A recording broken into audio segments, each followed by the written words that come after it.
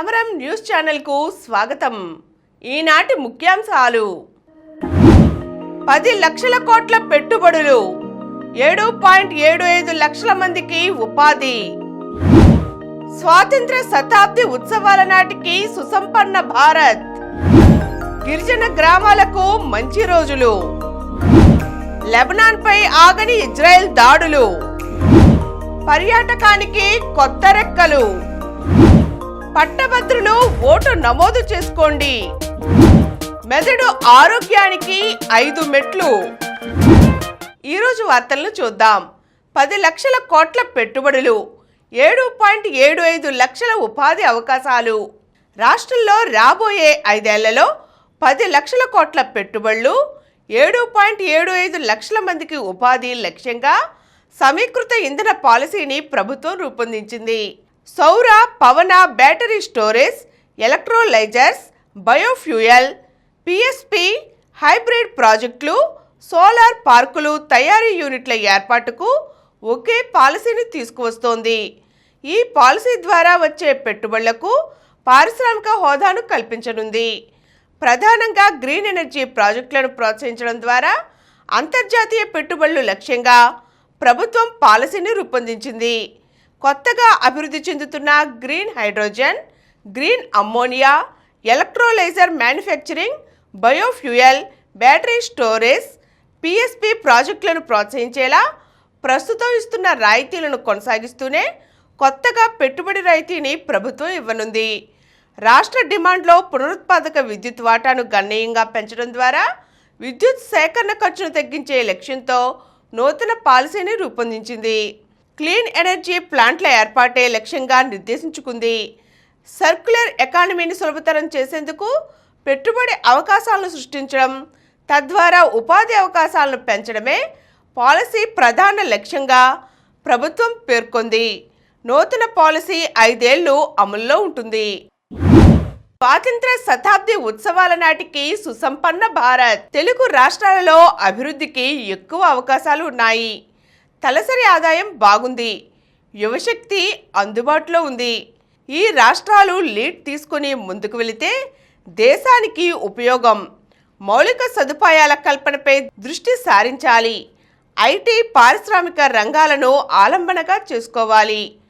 అప్పుడు తెలంగాణ, ఏపీ 1 నుంచి 2 ట్రిలియన్ల ఆర్థిక వ్యవస్థలుగా ఎదిగేందుకు అవకాశం ఉందని IMF India ED Krishnamurthy Subramanian తెలియజేశారు.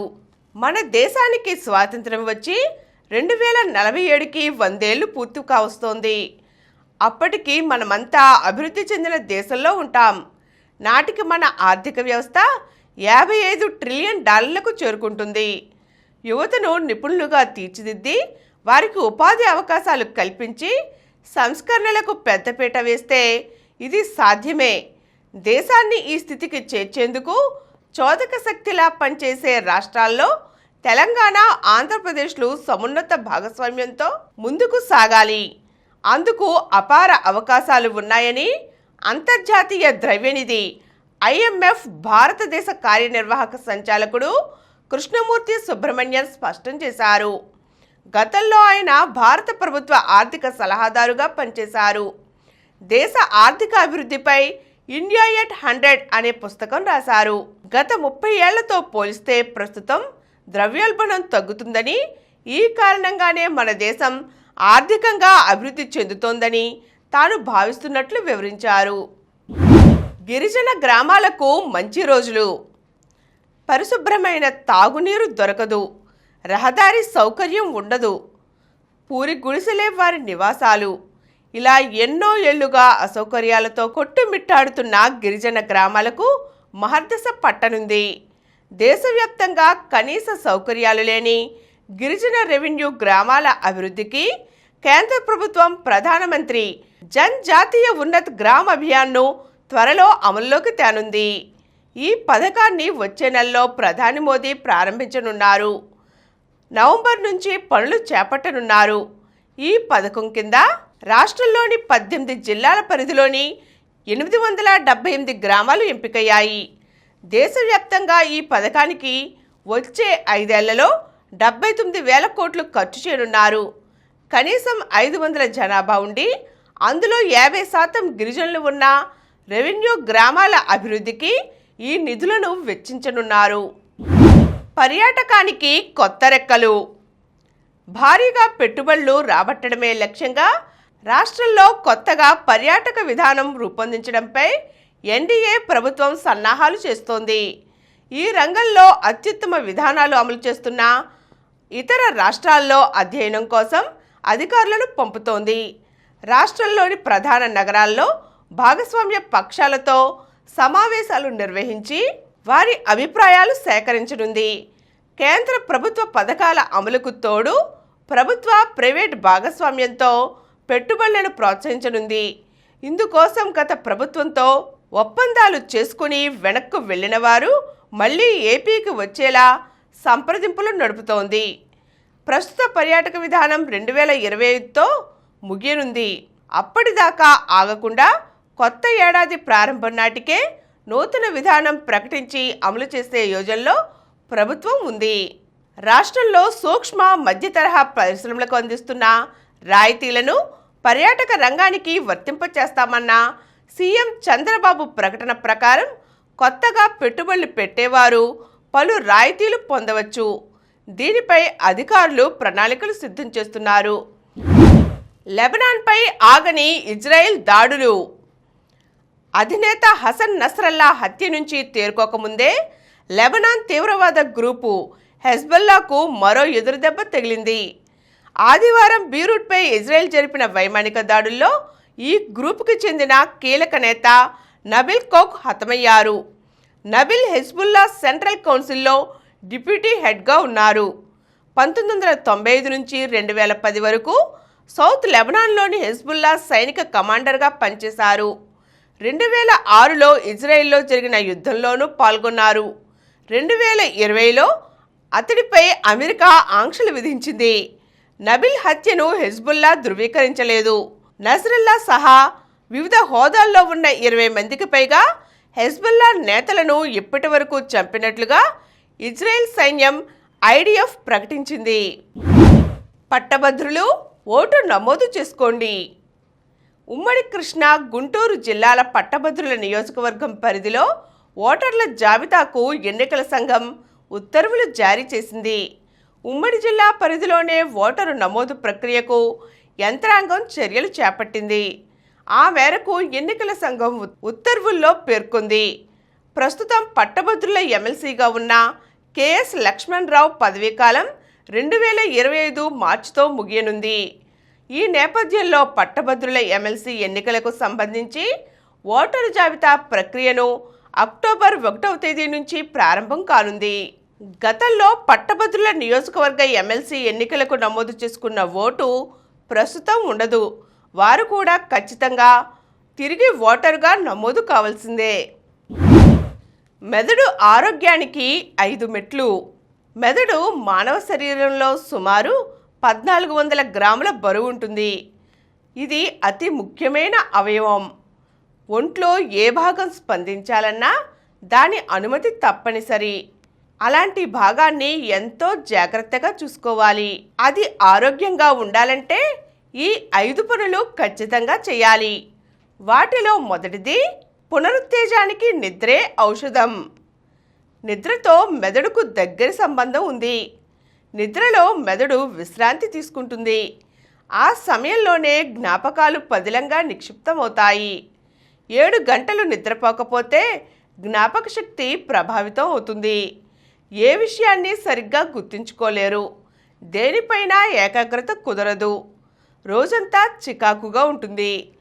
సరైన నిర్ణయాలు తీసుకోలేరు. పెద్ద వయస్కులకు రోజుకు 8 గంటల నిద్ర తప్పనిసరి. అది రాత్రి సమయంలోనే నిద్రపోవాలి. అంతరాయం లేకుండా 7 గంటల పాటు నిద్రిస్తే మెదడే కాదు, శరీర భాగాలన్నీ పునరుత్తేజం అవుతాయి. నిద్రలేమితో భవిష్యత్తులో హైపర్ టెన్షన్, గుండె వ్యాధులు, బ్రెయిన్ స్ట్రోక్ వచ్చే ప్రమాదాలు ఎక్కువ అవుతాయి. ఒత్తిడిని దరిచేరనివ్వవద్దు. అనవసరమైన విషయాలను ఎక్కువగా ఆలోచిస్తూ ఒత్తిడికి గురి కావడం వల్ల మెదడులోని కణాలు చనిపోయే ప్రమాదం ఉంది. ఇది జ్ఞాపక శక్తి, ఆలోచన సామర్థ్యాన్ని ప్రభావితం చేస్తుంది. చాలామంది అనారోగ్యంగా ఉన్నా పనిలో నిమగ్నమైపోతారు. అనారోగ్యంగా ఉన్నప్పుడు మెదడు దాన్ని తగ్గించే పనిలో తలమునకలే ఉంటుంది. అందుకే నలతగా ఉన్నప్పుడు కాస్త విశ్రాంతి తీసుకోవాలని సూచిస్తారు. లేదంటే మెదడు తీవ్ర ఒత్తిడికి లోనవుతుంది, దీర్ఘకాలిక దుష్ప్రభావాలకు లోనవుతుంది. శారీరక శ్రమ లేకుండా ఎక్కువ సమయం ఒకే చోట కూర్చోవడము ఒత్తిడికి కారణమవుతుంది. దీంతో ఊబకాయం, గుండె వ్యాధులే కాక మెదడు నిస్సత్తువుగా మారుతుంది. నిత్యం వ్యాయామం చేస్తే చురుకుగా స్పందిస్తుంది. తదేకంగా కూర్చుని పనిచేసేవారు అరగంటకోసారి లేచి కొద్దిసేపు నడవాలి. వీలు చేసుకుని వారంలో కనీసం 3 రోజులైనా అరగంట చొప్పున నడవడం, జాగింగ్ చేయడం ఆరోగ్యకరం. సెల్ ఫోన్ స్క్రీను శత్రువే. ప్రస్తుతం కంప్యూటర్ ముందు కూర్చుని పనిచేసే ఉద్యోగాలే ఎక్కువ. స్క్రీన్ టైం ఎక్కువగా ఉండటం వల్ల మెదడుపై తీవ్ర ప్రభావం పడుతోంది. తప్పనిసరిగా స్క్రీన్ ఎక్కువగా చూడవలసిన వారు ఆ తెర నుంచి ఇబ్బంది కలగకుండా కళ్ళద్దాలు పెట్టుకోవాలి. చిన్నపిల్లలు, యువకులు ఎక్కువసేపు ఫోన్లు వాడటం వల్ల ఆ కిరణాలు కంటిపై పడి తలనొప్పితో బాధపడుతున్నారు. హెడ్ఫోన్ల మోతతో ప్రమాదమే. సురక్షిత స్థాయిల్లో శబ్దాలు వినకపోవడం వల్ల ప్రపంచవ్యాప్తంగా సుమారు 100 కోట్ల మంది యువత వినికిడి లోపాలకు గురవుతున్నారు. గంట సేపు పెద్ద శబ్దం పెట్టుకుని హెడ్ఫోన్లు, ఇయర్పాడ్స్ వాడటం వల్ల మెదడు తీవ్ర ఒత్తిడికి లోనవుతుంది. హెడ్ఫోన్ల శబ్దాలు 60% కంటే ఎక్కువైతే మెదడు సాధారణ స్థితికి దూరమవుతుంది. మళ్ళీ మామూలు స్థితికి చేరుకోవాలంటే ఎక్కువ సమయం పడుతుంది, ఏకాగ్రత లోపిస్తుంది. తీయనైన శత్రువు. తీపి పదార్థాలను ఎక్కువగా తీసుకోవడం వల్ల మెదడు పనితీరు దెబ్బతింటుంది. ప్రాసెస్ చేసిన ఆహారంతోనూ ప్రతికూలతలు ఉంటాయి. ఫ్రక్టోజ్ స్థాయి ఎక్కువగా ఉండే పానీయాలు తీసుకోవడం వల్ల త్వరగా ఆకలి వేస్తుంది. దీనివల్ల ఊబకాయం, మధుమేహం, చెడు కొలెస్ట్రాల్ పెరిగి దీర్ఘకాలిక వ్యాధుల బారిన పడే ప్రమాదం ఎక్కువవుతుంది. కాలేయ క్యాన్సర్కు తియ్యటి పదార్థాలు కారణమే. ఇలాంటి ఆహారాలు మెదడు ఆలోచన సామర్థ్యాన్ని తగ్గిస్తాయి, చురుకుదనం కోల్పోయేలా చేస్తాయి. కాబట్టి వీలైనంతగా తీపి పదార్థాలకు దూరంగా ఉండటమే మంచిది. ఇప్పుడు కొన్ని సంక్షిప్త వార్తలు చూద్దాం. నేపాల్ వరదలకు 170 మంది బలి. నేపాల్లో వరదలు, కొండచర్యలు విరిగిపడి 170 మంది బలయ్యారు. శుక్రవారం నుంచి కురుస్తున్న భారీ వర్షాలకు తూర్పు మధ్య నేపాల్లో ఆకస్మిక వరదలు ముంచెత్తాయి. దీంతో 42 మంది గల్లంతవగా 111 మంది తీవ్రంగా గాయపడ్డారు. తమిళనాడు ఉప ముఖ్యమంత్రిగా ఉదయనిధి ప్రమాణం. 4 కొత్త మంత్రులు సైతం. సెంథిల్ బాలాజీకి మళ్లీ పాత శాఖల కేటాయింపు. పుస్తకంపై వచ్చిన 50 లక్షల ఆదాయం పేద విద్యార్థులకు. చిన్నతనంలోనే తల్లి మరణించగా తండ్రి పెంపకంలో సమాజాన్ని చదివారు ఆమె. మాజీ మంత్రిగా, అమర్ రాజా సంస్థల సహ వ్యవస్థాపకురాలిగా పేరు ప్రఖ్యాతులున్న ఆమె నిత్య సమాజ సేవకురాలు. ఓ రచయితగా ఆమె అవతారమెత్తి తన జీవితాన్ని తానే రాసుకున్నారు. ఆమె చిత్తూరు జిల్లాకు చెందిన గల్లా అరుణకుమారి. ఇటీవల ఆవిష్కరించిన ఆమె స్వీయ చరిత్ర పుస్తకం మొదటి ప్రతులు 5,000కు పైగా అమ్ముడయ్యాయి. వచ్చిన నగదును పేద విద్యార్థుల చదువులకు ఆమె అందించారు. వర్షం కారణంగా ముందుకు సాగని ఆట. భారత్, బంగ్లాదేశ్ మధ్య చివరిదైన రెండో టెస్టును ప్రతికూల పరిస్థితులు వెంటాడుతున్నాయి. వరుసగా రెండో రోజు ఒక్క బంతి కూడా పడలేదు. వర్షం లేకున్నా అవుట్ఫీల్డ్ చిత్తడిగా ఉన్న కారణంగా ఆదివారం ఆట రద్దయింది. ముఖేష్ త్రయానికి స్వర్ణం. ISSF జూనియర్ షూటింగ్ ప్రపంచ ఛాంపియన్షిప్స్లో ఆంధ్రప్రదేశ్ కుర్రాడు ముఖేష్ నేలపల్లి సత్తా చాటాడు. పెరూలో జరుగుతున్న ఈ పోటీల్లో ఉమేష్ చౌదరి, ప్రమోద్ ముఖేష్తో కూడిన భారత త్రయం పురుషుల 10 మీటర్ల ఎయిర్ పిస్టల్కి స్వర్ణాన్ని సొంతం చేసుకుంది. కివీస్పై లంక క్లీన్ స్వీప్. రెండో టెస్టులో ఘన విజయం. ఆశిస్తే వన్డే సిరీస్. ఇంగ్లాండ్తో 5 వన్డేల సిరీస్ను ఆస్ట్రేలియా 3-2తో కైవసం చేసుకుంది. మరిన్ని వార్తా విశేషాలతో రేపటి సమరం న్యూస్లో తిరిగి కలుద్దాం. Thank you. ప్రతిరోజు వార్తా విశేషాల కోసం అనతి కాలంలోనే 20 కోట్ల వ్యూస్ సాధించిన సమరం ఛానల్ సమర్పించు సమరం న్యూస్ ఛానల్కు సబ్స్క్రైబ్ చేయండి, లైక్ చేయండి, మీ ఫ్రెండ్స్కి షేర్ చేయండి. అలాగే ప్రక్కనున్న గంట సింబల్ని ప్రెస్ చేయడం మర్చిపోకండి. Please download Samaram Channels app from Google Play Store and watch your favorite channels. Click the bell icon and subscribe to the channels.